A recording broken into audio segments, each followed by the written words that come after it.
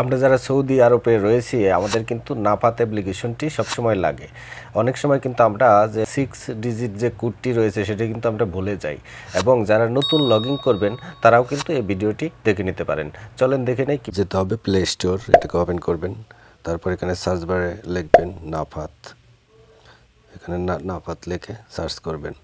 এই দেখেন চলে আসছে। এটা আমার এখানে ইনস্টল করা আছে, আপনি ইনস্টল করে নেবেন অবশ্যই। তারপর ওপেন করবেন। তারপর এখানে আপনার এখানে এরকম থাকবে। এখন লগ ইন করবেন। এখানে আপনার বাস অ্যাকাউন্ট নম্বরটা দিয়ে দিতে হবে।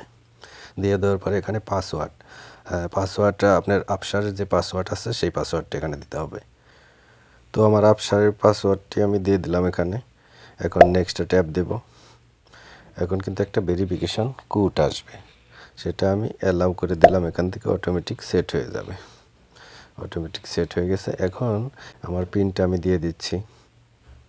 আবার কনফার্ম দিতে হবে, আবার একই রকম দিতে হবে। পিনটা অবশ্যই মনে রাখবেন। এখন আপনার ফেস ভেরিফিকেশন নেবে, আমি আমারটা দিয়ে দিচ্ছি।